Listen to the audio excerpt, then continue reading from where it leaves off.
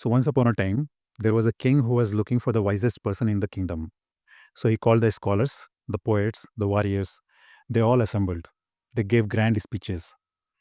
And then there was a woman in that crowd, in that gathering, who answered only when asked some question or rarely spoke. Then after this gathering was over, the king stood up and said, "She is the one. She is the wisest one, because she did not came here to portray her brilliance. She came here to understand." And that is why I say that Isika, when she was giving her mock interview here, she was answering only what was asked. Very rarely spoke, only which was required. And that is the reason. That is one of the reasons why she scored the second highest score in the civil services interview this year. Her score is 215. So before we move forward, Jessica, congratulations for this score, Thank you, sir. for your rank 206, Thank you, and sir. welcome to the podcast. Thank you, sir. So briefly introduce yourself before we will move to the interview stage, because we will discuss interview at length. So before we are moving to interview, just introduce yourself. I'm Dr. Rishika Singh. I graduated with an MBBS degree in 2023 from when I started my civil services examinations preparation. I prepared for a year. I was a GS Foundation course student at Vajiram. I also had enrolled for the medical science optional crash course taken by Dr. Shweta Puri ma'am. And I had also undertaken essay module course at Vajiram. And I was a part of Vajiram's IGP student. I had taken Vajiram's test series for prelims too. So I've been in Vajiram online till mains and thereafter offline for the entire preparation of mine.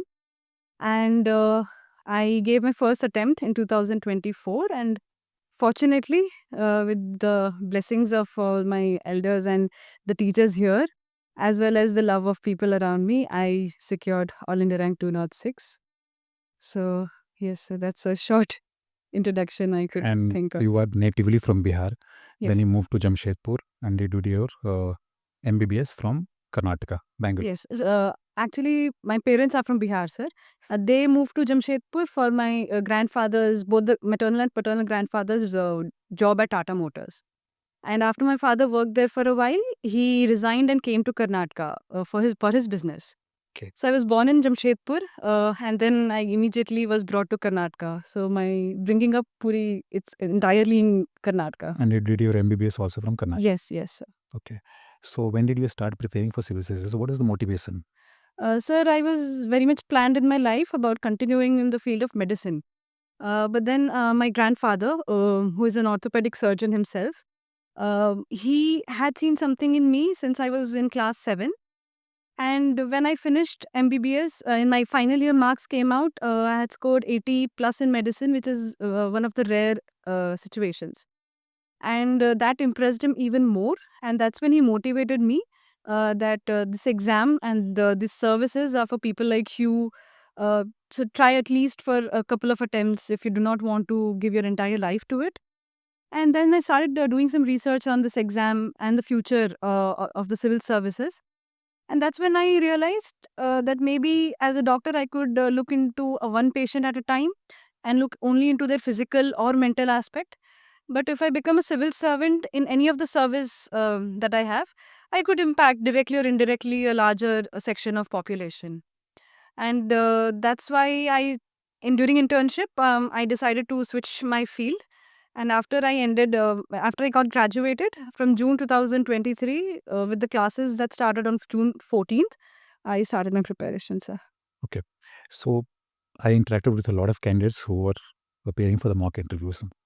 And one question which was invariably asked from a student who was from the medical background was that why do we want to shift from the medical background to the civil services? So this question was asked to you also in the mock interview as well as in the actual interview. So tell me the answer. Um, I had thought of many answers before, looking for the perfect answer. But then Brijendra Singh sir, the Yes. ethics and essay teacher, he had also guided me a lot during my interview preparation. The constant mentor, I would say. I didn't have a particular mentor who guided me before that, but since mains, he was the one always there for video calls and everything that we had.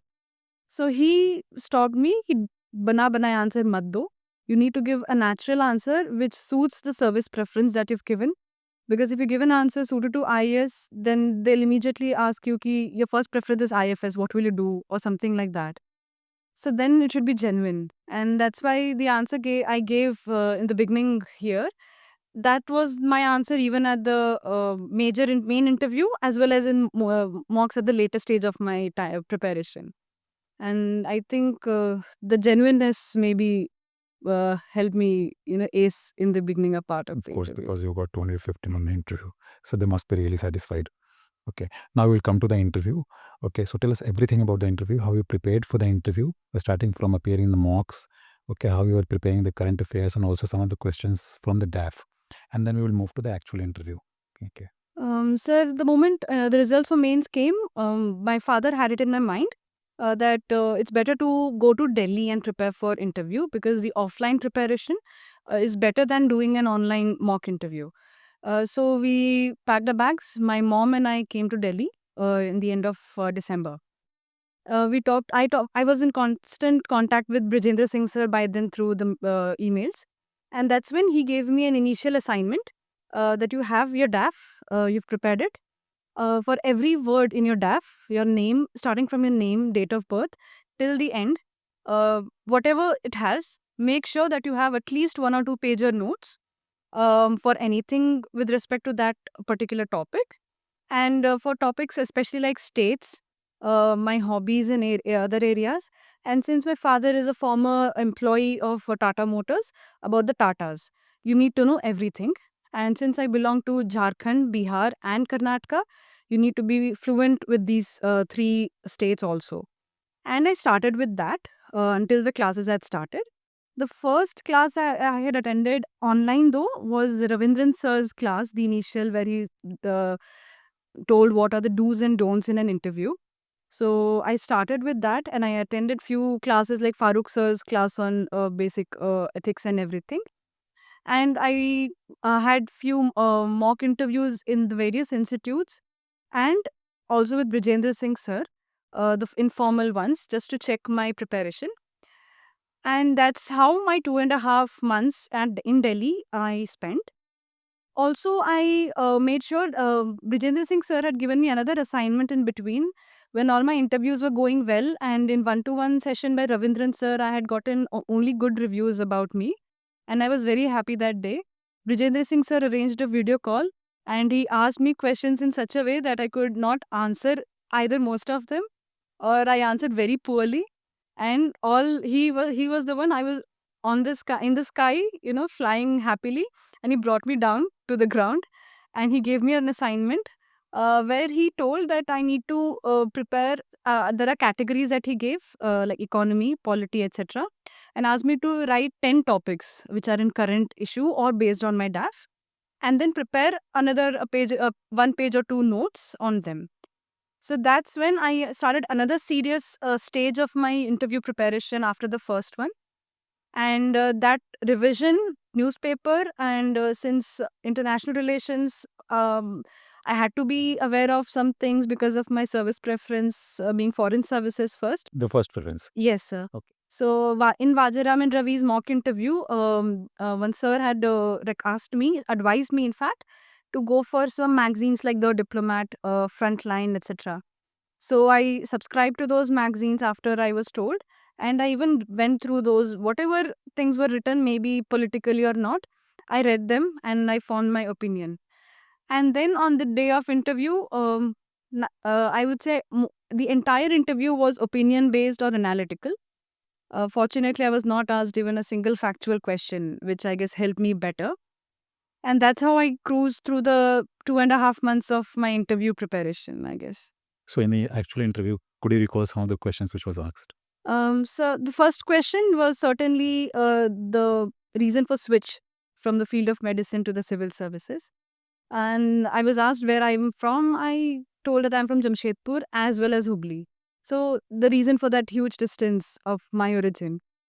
And then the very previous day, Honorable External Affairs Minister Sir had talked about POK, where he had told that in case if Pakistan occupied Kashmir comes back to us, the problem of Kashmir will be solved permanently.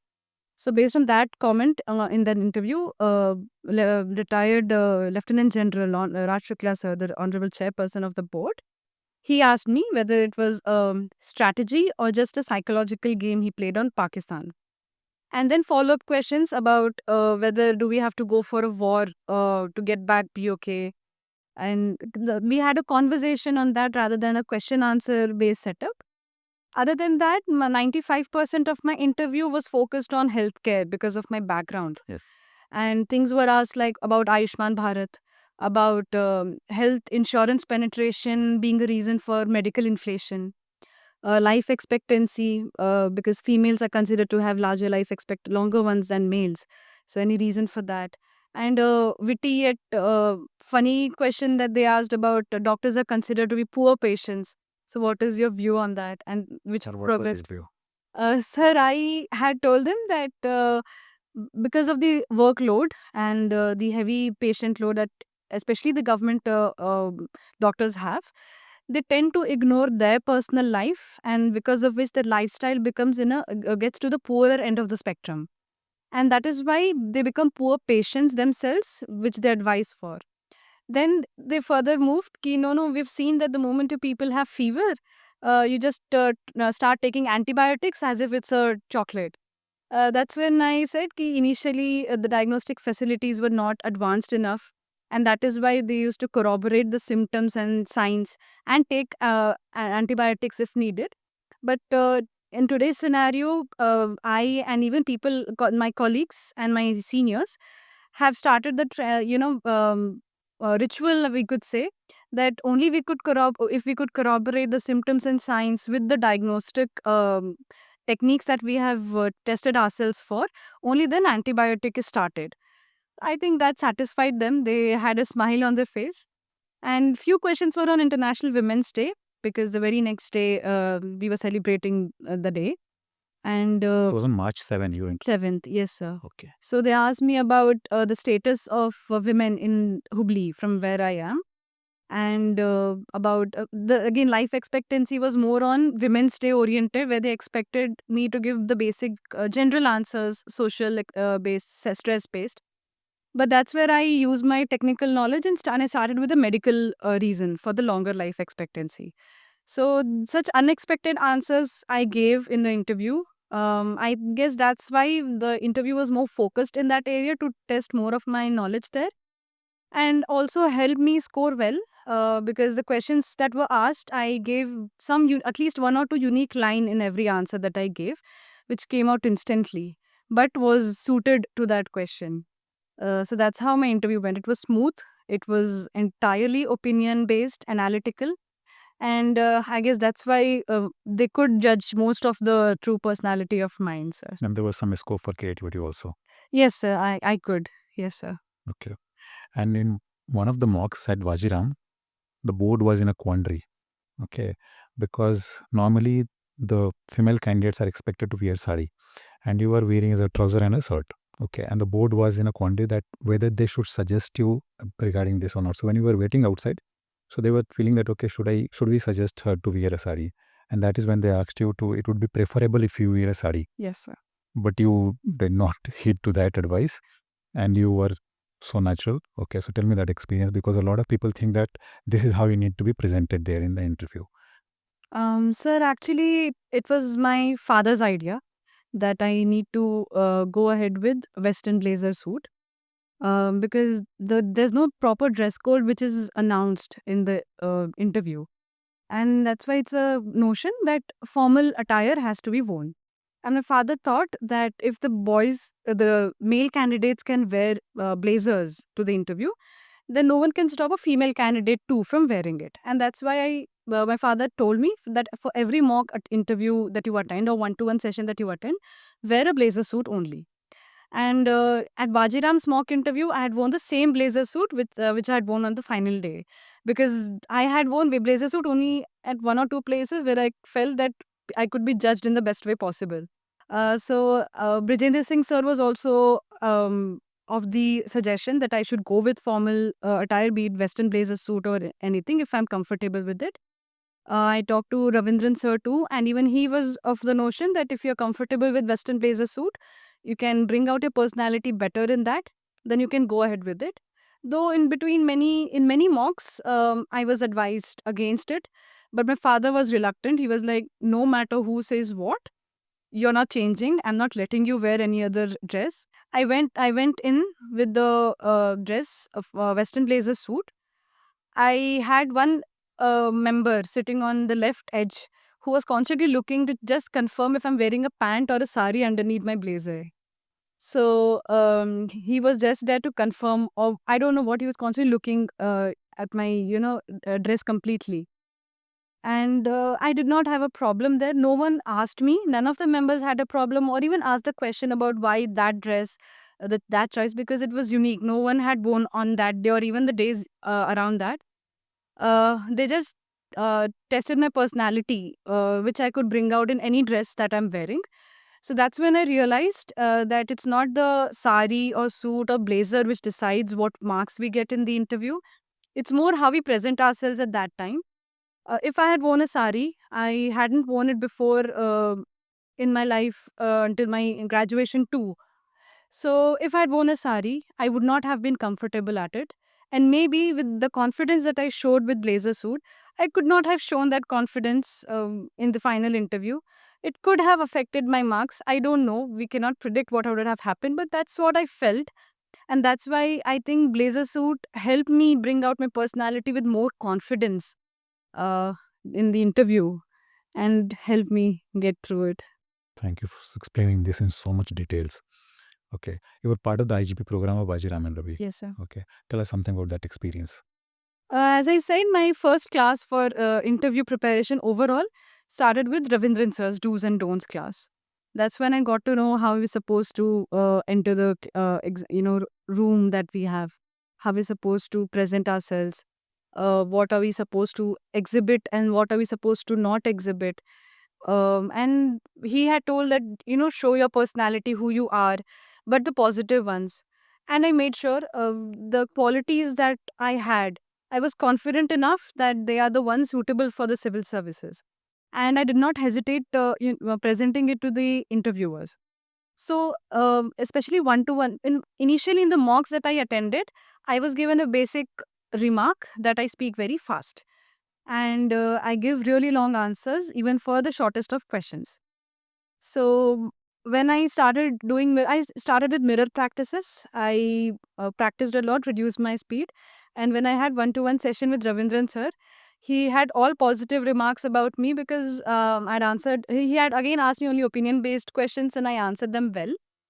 And that's when he told, "Ki I think you've reduced the speed too much. That you've become a bit slow now. So you need to increase the speed further." And that's when he told about how I could score really well in interview. And if I improve my speed, I could even be among the people who score beyond 200. So that gave me confidence because every other place marks were not being given usually. And Ravindran sir was the first person who gave me my marks, the possible marks that I could get with my answers, with my personality. So I think the confidence that I went in to the interview, I could say around 70 to 80% was because of the Vajiram's classes as well as one-to-one session by Ravindran sir. Also, the first place where I was poked about my a bit poorer knowledge in international relations was at Vajiram. So that's when they suggested that I read magazines, The Diplomat, etc. And I did that diligently, followed what they told me to. And then that's why the POK question maybe that Shukla sir asked me, I could answer it with confidence, maybe because of the knowledge that I gained after the interview at Vajiram. So I could say that Vajiram played a huge role in my throughout my preparation to develop that personality that is required, and especially during the interview preparation stage. Okay, see, long answers are not a problem as long as it is answering the question. Because sometimes the interviewer gives you a long rope. Long answer is not a problem. Okay, that is why I said in the introduction that you spoke what was needed. Okay, so now come to the essay part. You were also part of the essay program of Vajiram and Ravi, which was conducted by Brijendra Singh sir. Yes, sir. Okay, so tell me about that experience. because your score in essay is very good compared to this year standards, is 110, Yes. but it's a very good score. Sir, actually, during my 1 year preparation, I had written only 2 essays, and I did not have any place to evaluate because I was an online student. So I used to just look at the essay myself, and I was disappointed completely about on myself.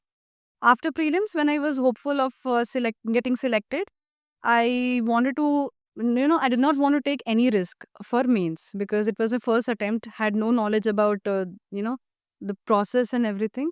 So my father also did not want to take any risk. So my parents, my mom also specially suggested me to look for a course for essay.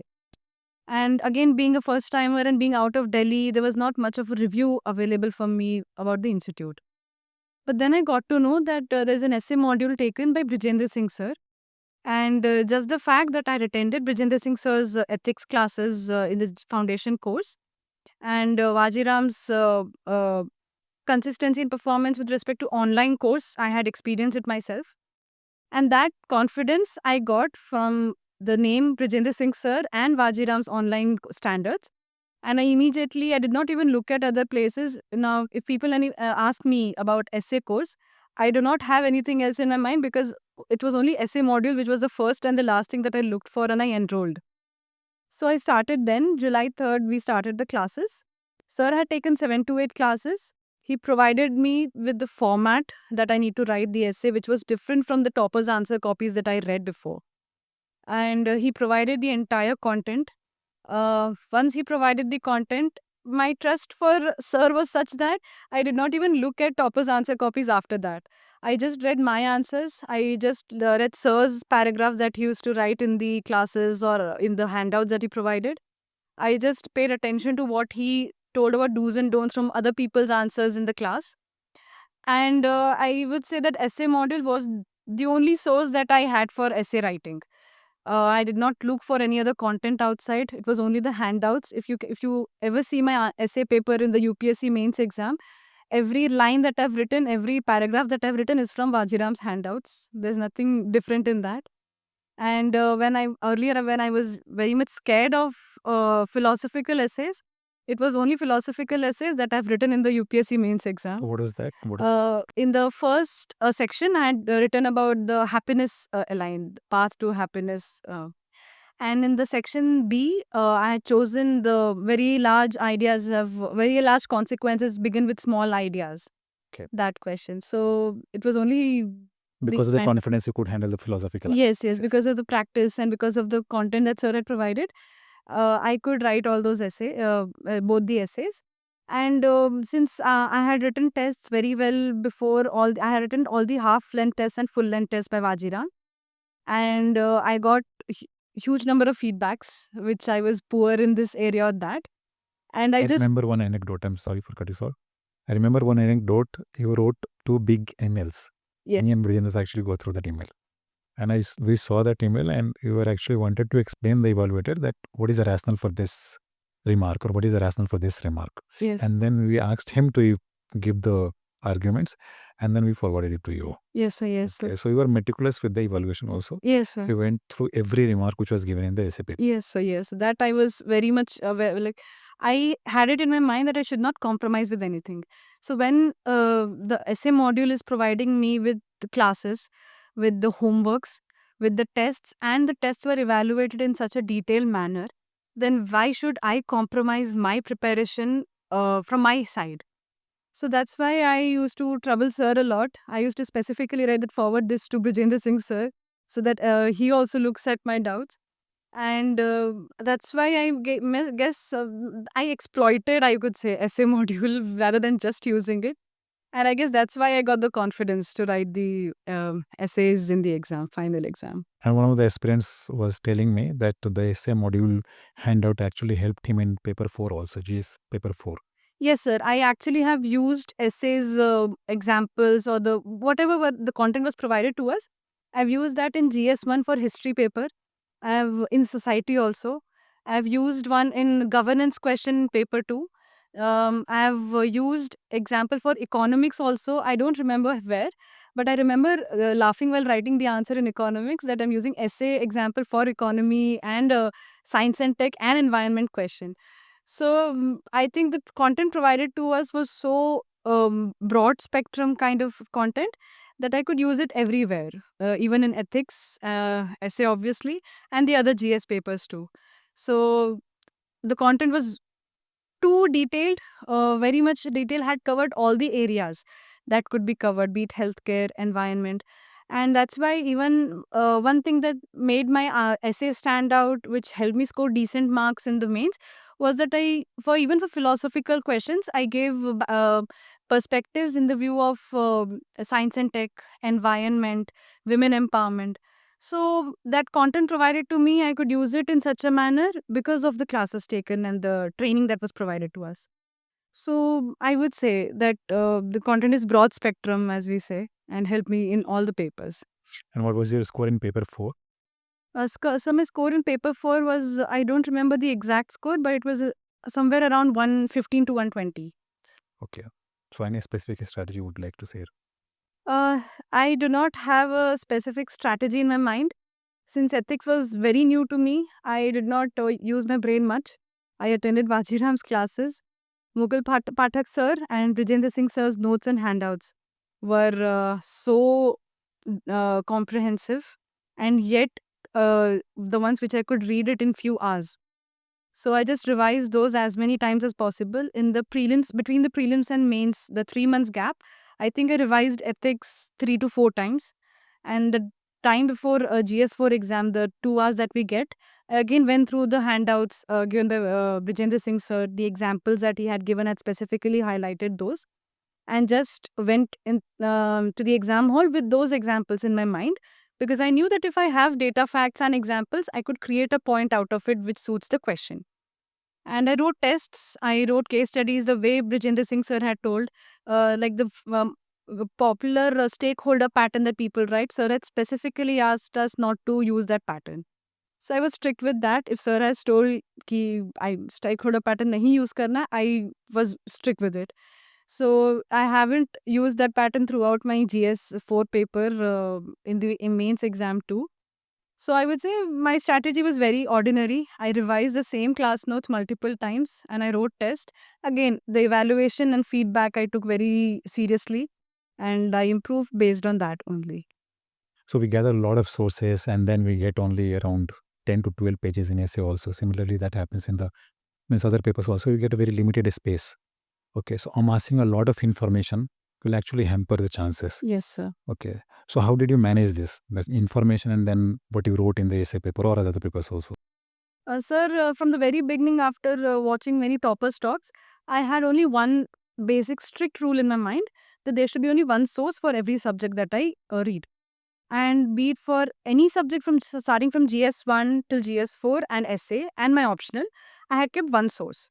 So that's why when it came to essay or ethics, I again kept that thing in my mind. I had, if I'm using notes for ethics, I did not even go for the other standard books that are famous in the market. And I just referred to Yellow Book by Vajiram for the case studies that they had given. There was a separate book for case studies. So I just referred that for practice of case studies.